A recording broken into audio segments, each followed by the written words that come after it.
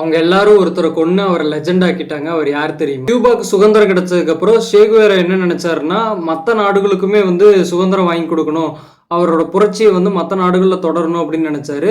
அவர் பொலிவியாவை தேர்ந்தெடுத்து அங்க போய் புரட்சி பண்ணிட்டு இருந்தாரு. அப்ப அங்க இருக்கிற மக்களால அவருக்கு துரோகம் இழைக்கப்பட்டு அவரை பொலிவியன் ஆர்மி பிடிச்சிடுறாங்க. அப்புறம் அவரை கொலை பண்றதுக்கும் எடுத்துட்டு போறாங்க. 1967 அவரை கொலை பண்றதுக்கு எடுத்துட்டு போறாங்க. அங்க சேகுவேராவை ஷூட் பண்ண வந்தவரே அவர் பேசினதை கேட்டு நடுநடுங்கி போனாரு. அப்புறம் அவர் என்ன பேசினாருன்னா, I know you have come to kill me, shoot coward, you are going to kill only a man. அதாவது நீ என்ன சுடதா வந்திருக்க அப்படின்னு எனக்கு தெரியும், சுடு கோலையே, நீ ஒரு ஆம்பளை ஏதோ சுட போற அப்படின்னு சொல்லி அவர் முன்னாடி அவர் கத்தி சொல்றாரு. இதை பார்த்து பயந்து இந்த சுட வந்தவருமே அவர் சுட்டுறாரு. ஆனா இங்கதான் ட்விஸ்ட், அவரை சுட்டதுனால மொத்தமா இறந்துட்டாருன்னு நினைச்சாங்க. ஆனா அவர் இறக்கவே இல்லை. எல்லா இடத்துலயுமே புரட்சிக்கான ஒரு சிம்பிளாவும் மாறினாரு. இவரோட மூஞ்சி இல்லாத இடமே இல்லை. இவரோட ஃபேஸ் எல்லா இடத்துலயும் ஒரு ஐடென்டிட்டியாவே மாறிடுச்சு. இதுதான் a man will tie but not his ideas அப்படின்னு சொல்லுவாங்க.